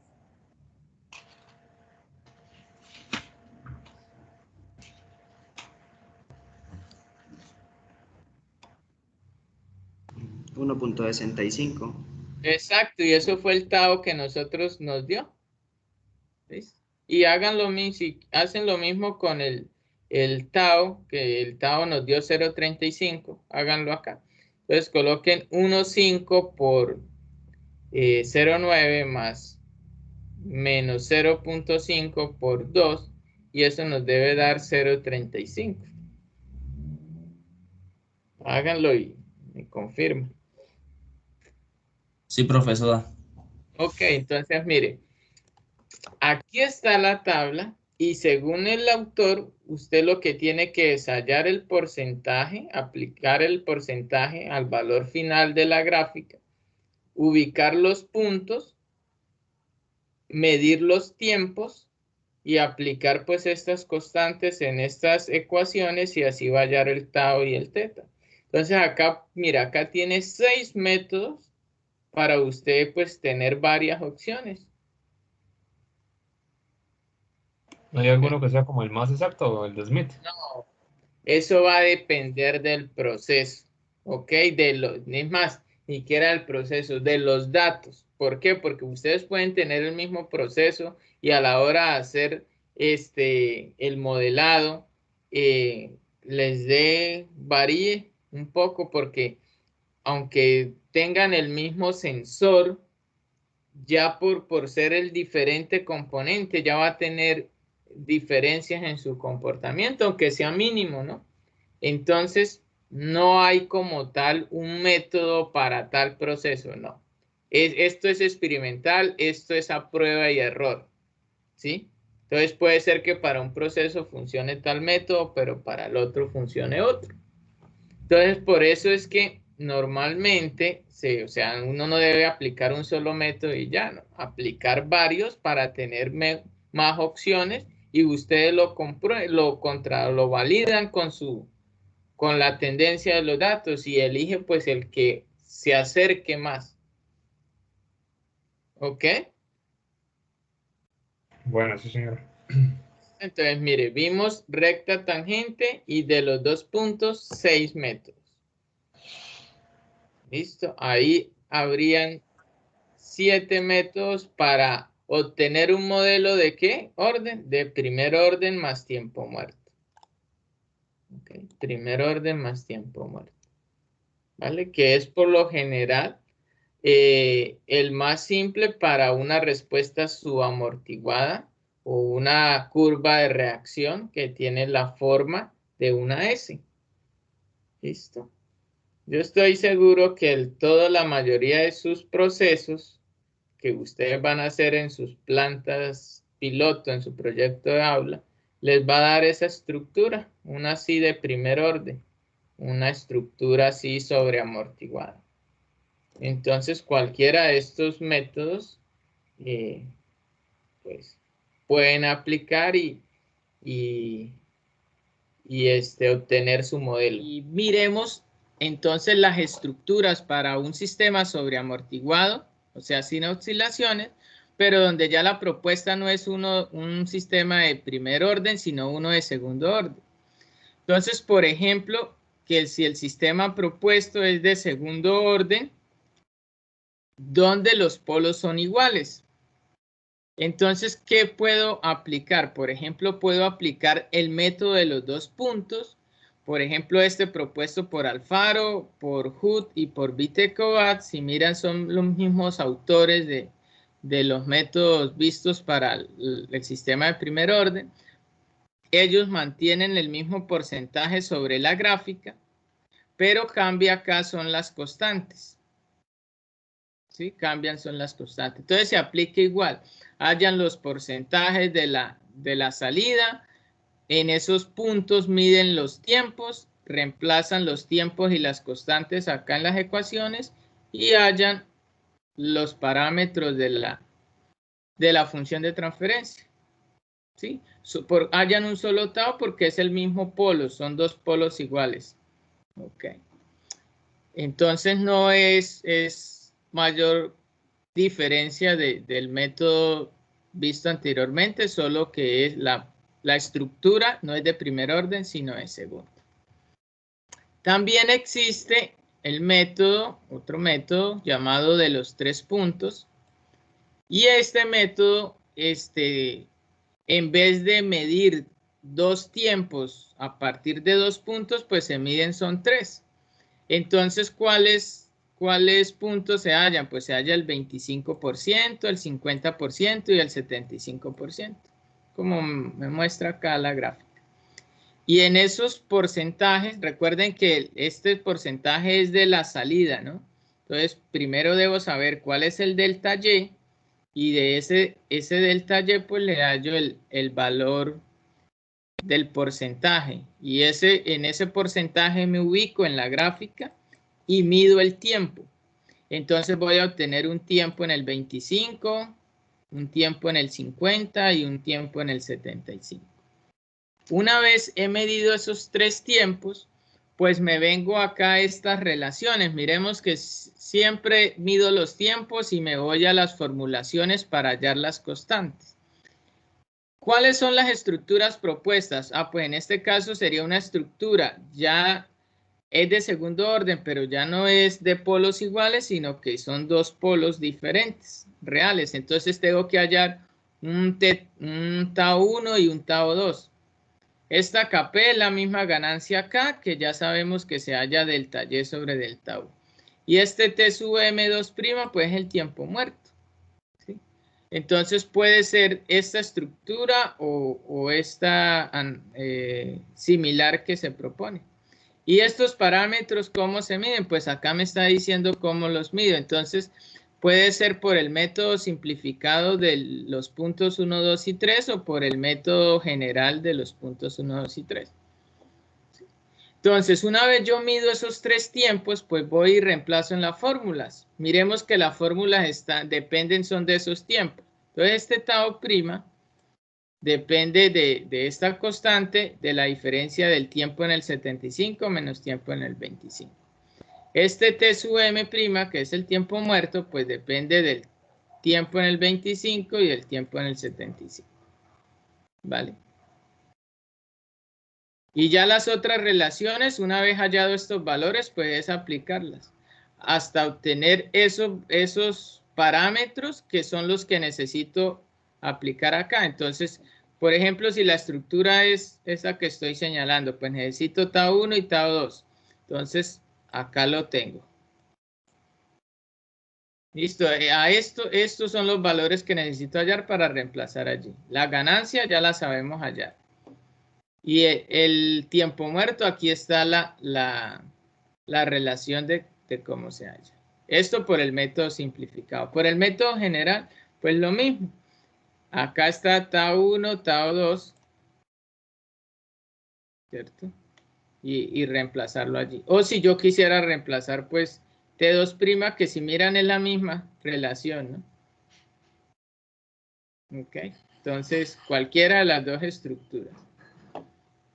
¿Vale? Entonces, en eso se basa el método. A medir los 3 tiempos, reemplazar en la fórmula, hallar los parámetros, y ese sería el modelo para un sistema sobreamortiguado, pero que es un sistema de segundo orden con 2 polos iguales, diferentes. ¿Listo? También se puede aplicar el método de Harriot. Ustedes pueden buscar información sobre él. También mire que se basa en la curva y se basa en medir algunos parámetros. Mire que todos es medir algunos puntos en la curva y en esos puntos mirar el tiempo. Entonces acá me dice, ya nosotros sabemos que el Y final pues es el valor final de la salida, que el Y sub 0 es el valor inicial de esa salida, que la entrada, entonces el U sub 0 es el valor inicial de la entrada y el U sub F el valor final. Por eso la K, que es la ganancia, es el delta Y, que sería el Y final menos el Y inicial, y el delta U es el U final menos el U inicial. Eso ya lo sabemos. Pero pues acá igual me está indicando la interpretación de cada variable. Pero acá entra otras que no conocemos, ¿no? T sub 0. Entonces me dice tiempo de escalón de entrada. Como no siempre el escalón se aplica en 0, en este caso puede aplicarse en un tiempo después de 0, entonces ese es el T sub 0. Tiempo en el cual se aplica el escalón. Ok. T73 es este tiempo en que la salida pues alcanza el 73% del valor final, ¿sí? Del delta Y. Entonces hallo ese punto y mido el tiempo. Okay. Después me hablan de un Y'. Entonces dice nivel de salida en el tiempo. ¿Cómo hallo este Y'? Pues para eso hay que hallar un T'. Y el T' aquí me dice cómo se halla, que es T sub 0 más el T en el 73 que medí, menos el T sub 0 que también lo mido en la curva sobre 2.6. Con ese valor de T', pues me voy en el eje del tiempo y busco cuál punto cuál es la ordenada de ese punto. Y ese sería Y'. Con Profe, esos, cuénteme. el método más sencillo para seguir esto en Simulian, ¿cuál sería? Para seguirlo en... No le O sea, escuché. ya cuando tengamos la gráfica y que sea de esta manera sobre amortiguado. Bueno, la primera estructura que usted va a proponer, pues la más simple es la de primer orden, ¿no? Con tiempo muerto. ¿Sí? Pero vemos que también hay métodos para una estructura de segundo orden. Ahora, como tal, no es que se debe aplicar tal método, ¿no? Por eso le digo que hay una gran variedad de métodos y de algoritmos. ¿El objetivo qué es? Pues el objetivo, cuando estoy haciendo identificación, pues no es solo usar un método, sino poder usar varios para a la hora de elegir, ver o tener varias opciones de cuál es la mejor aproximación. O sea, el objetivo que nosotros estamos buscando es buscar qué función matemática se aproxima a esos datos. ¿Ok? Pero nosotros pues no estamos hallando una función en el tiempo, sino lo que estamos hallando es una función de transferencia. Que igual ya sabemos que la función de transferencia es el modelo matemático de un sistema. Ese es el objetivo. Entonces, todos estos métodos ustedes los grafican y los contraponen con la data real, pues ustedes van a ver que no es que les vayan a dar exactamente. Son aproximaciones. Entonces, si usted tiene varias aproximaciones, pues elige la que más cercana esté a la data, la que menos error tenga. Ese es el objetivo, ¿vale? Entonces, yo aquí lo que estoy haciendo con esto, pues traté de buscar varios métodos para que ustedes vean que hay varias opciones, no una sola. Es más, en el taller que yo les dejé del 15%, yo les digo que utilicen también un algoritmo propio de MATLAB que ya hay, que lo hace a través de una toolbox que se llama IDEN. La clase pasada yo también les indiqué de esa toolbox. Y con esa también pueden hallar esa identificación. Ella utiliza sus propios métodos, su propio algoritmo para calcular la tendencia de esos datos. ¿Vale? Toolbox. Sí, es una toolbox. Si quiere, ahorita al final, vuelvo y la muestro allí en MATLAB. En el punto 6 del taller les pide eso, que investiguen cómo funciona. Igual no es que es complejo y también hagan la identificación usándola.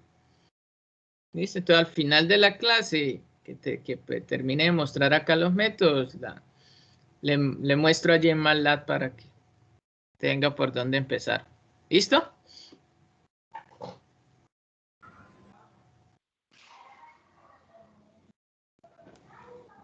Listo. Bueno, entonces volviendo acá, pues lo que estoy tratando acá de explicarles es este método, por ejemplo, de Harriot, qué parámetros son los que empieza a medir, ¿no? Entonces el objetivo pues es empezar a obtener esos parámetros e ir reemplazando en las formulaciones.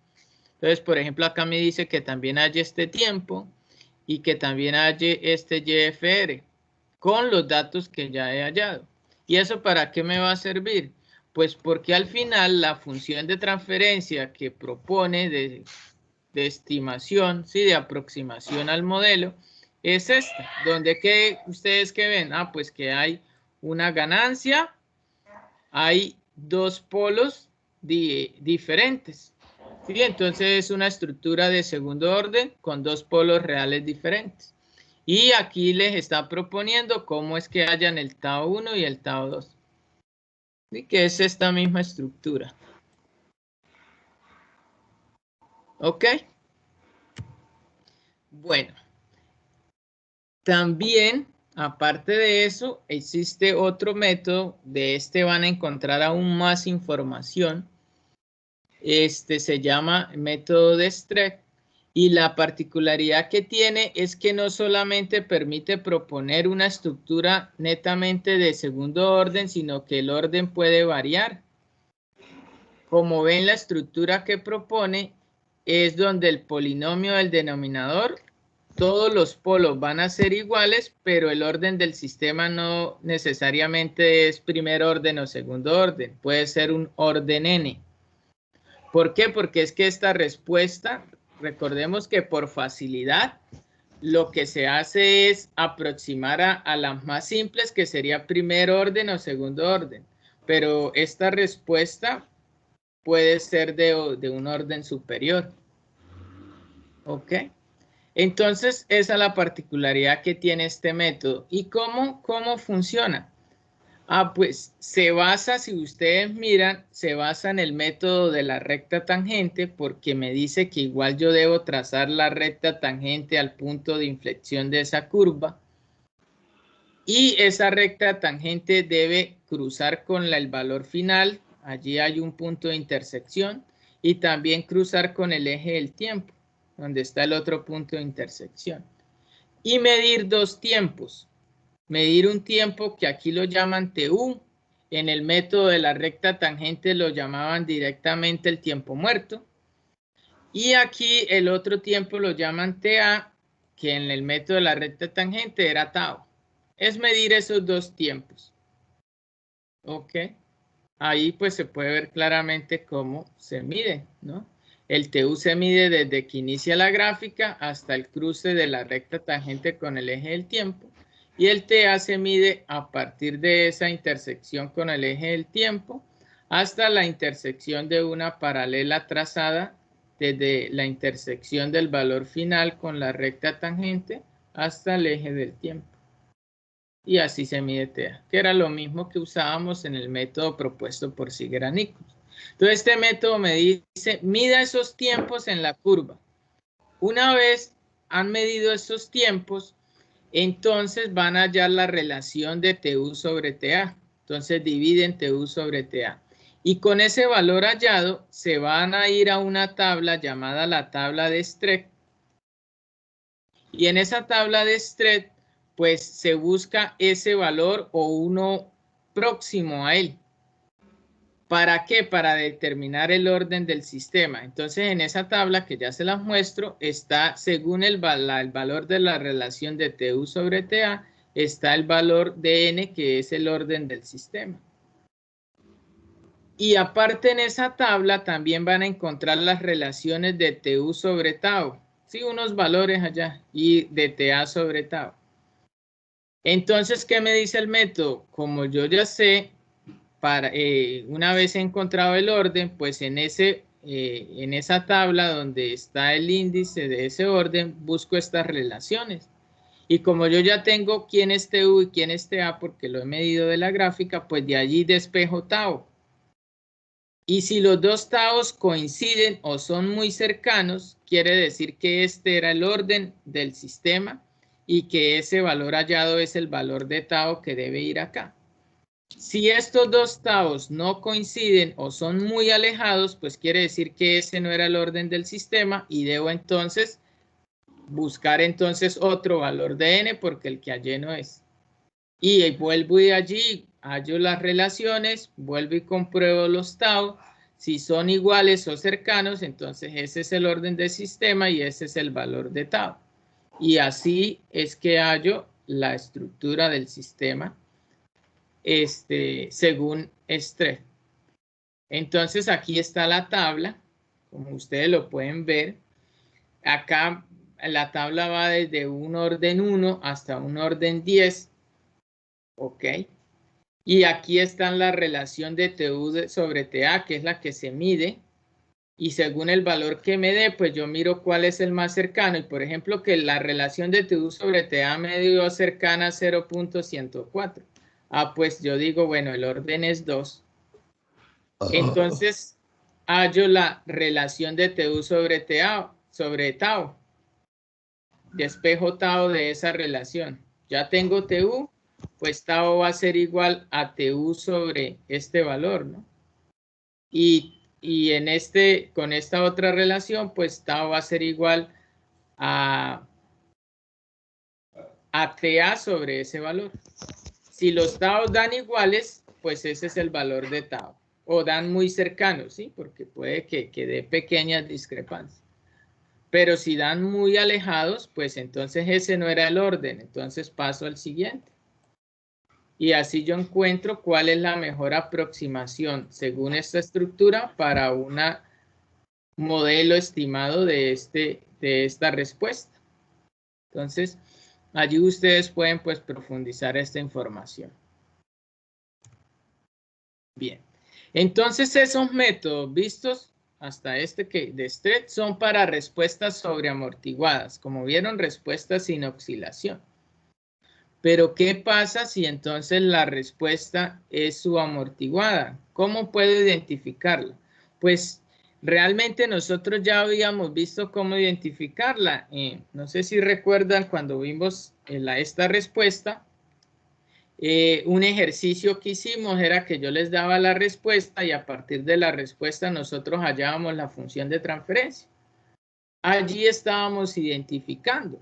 ¿Y qué usamos para hallar esa función de transferencia? Pues los valores de la gráfica del máximo valor del pico, y así calculamos el sobreimpulso, y en ese caso el tiempo de estabilización, que ustedes saben que el tiempo de estabilización pues lo pueden verificar con el criterio del 2%. Entonces, donde esta gráfica ya permanezca en el rango del 2% del valor final, pues por primera vez cuando se encuentren dentro de ese rango, ahí miden el tiempo y es el tiempo de estabilización. Entonces ya con esos dos valores, ustedes ya lo pudimos ver y pueden ir y revisar esa diapositiva, esa información y se obtiene el modelo.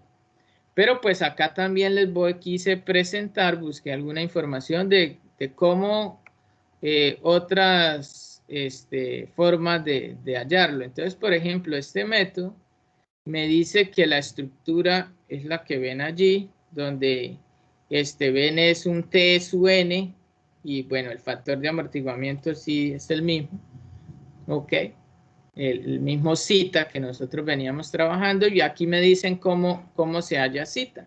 Entonces, si ustedes miran la fórmula, que tal vez se asusten al verla, ¿no? Pero mira que solo depende de los valores de A1 y A sub n. ¿Y quiénes son este A1 y A sub n? Pues A1 es el sobreimpulso máximo.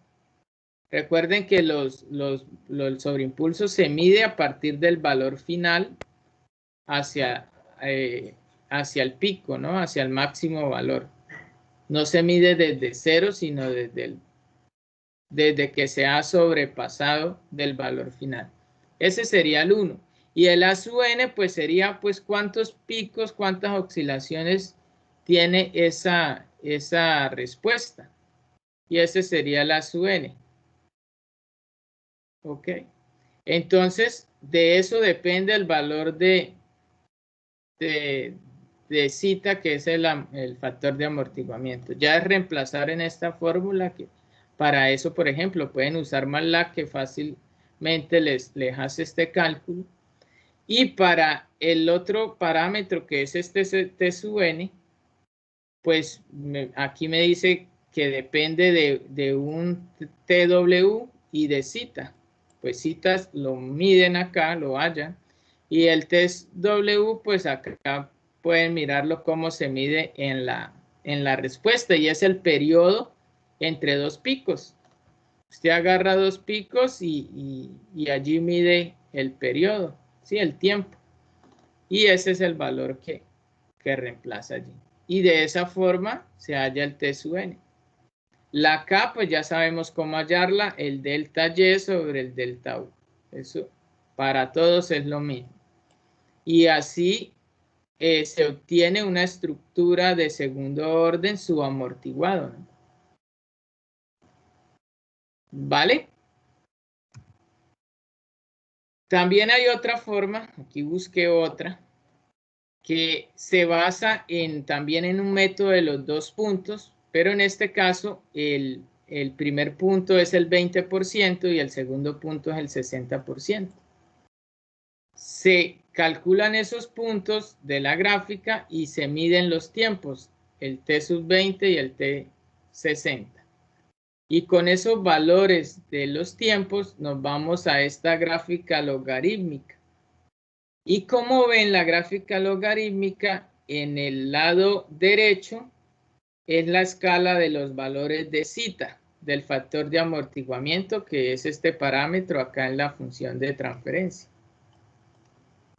Y en la escala de la izquierda se mide omega sub n por el tiempo del 60, es esa relación. O sea que si yo tengo este valor, pues puedo despejar de esa relación omega sub n, que sería igual a ¿quién? Pues a este valor sobre el T60, ¿no? Okay. Bueno, y entonces, ¿cómo saben cuál valor es? Ah, pues lo que hay que hallar, es que acá no se ve, déjenme, ya les presento. Ya quito aquí, ahora sí, creo que lo alcanzan a ver allí.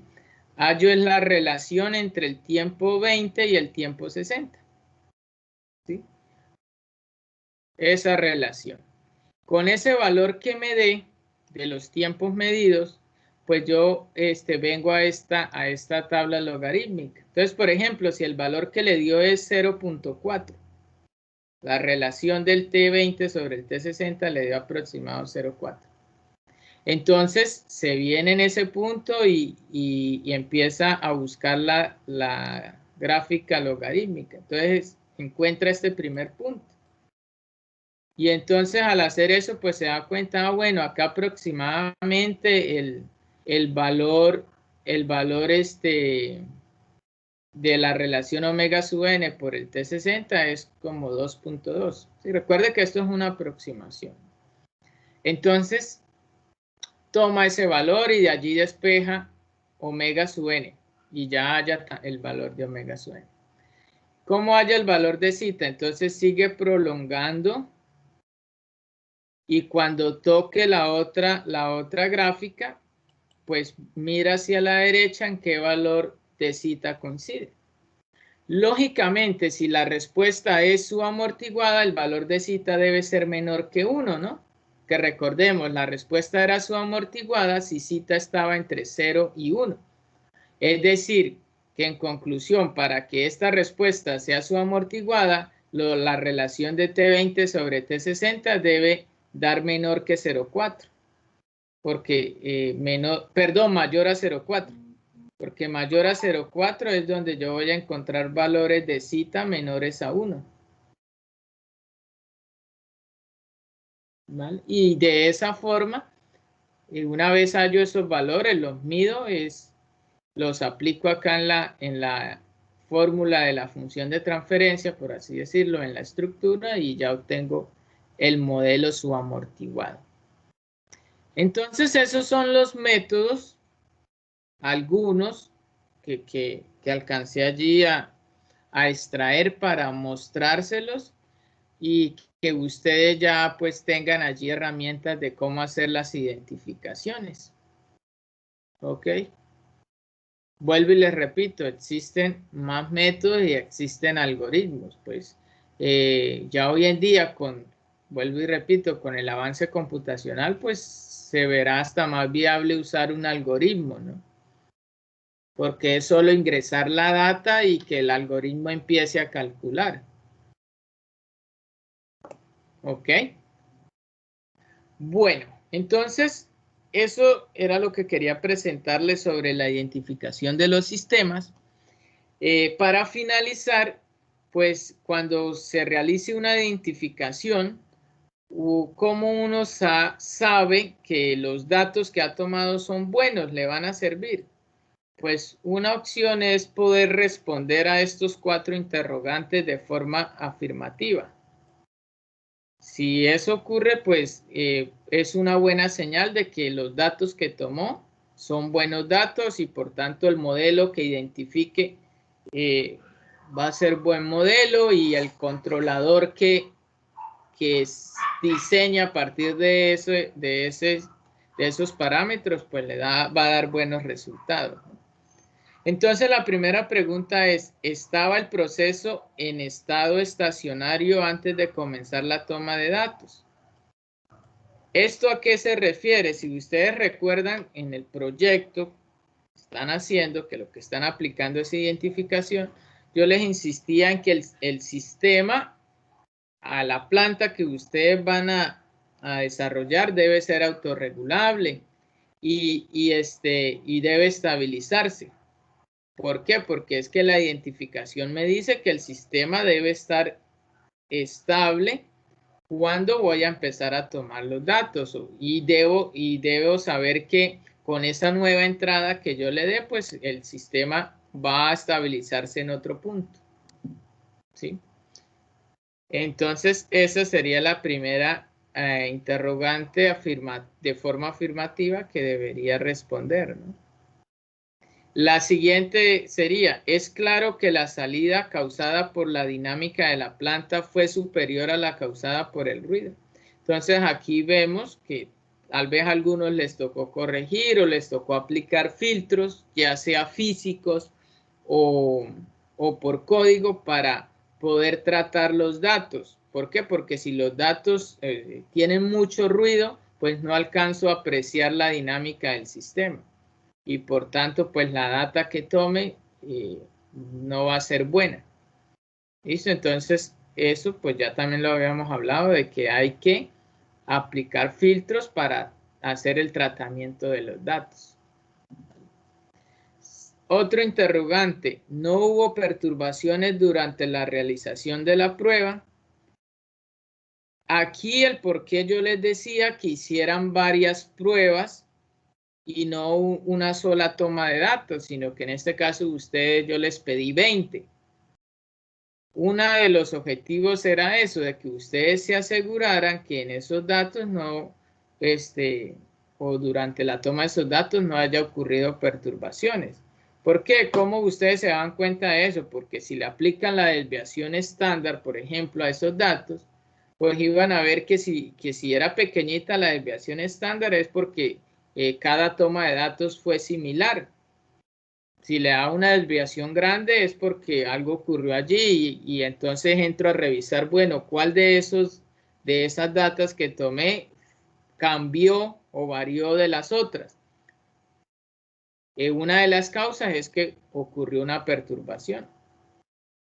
Ok, entonces, si eso ocurre, pues esos datos no nos van a servir, ¿vale? Para hacer la identificación.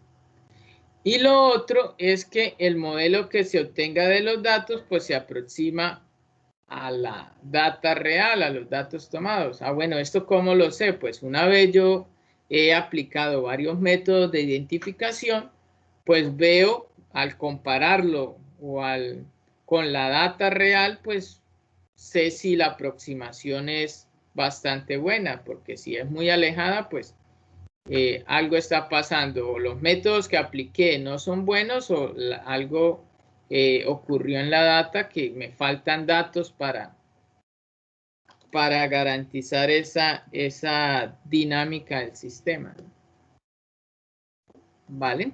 Entonces, en eso consiste el método el proceso de identificación.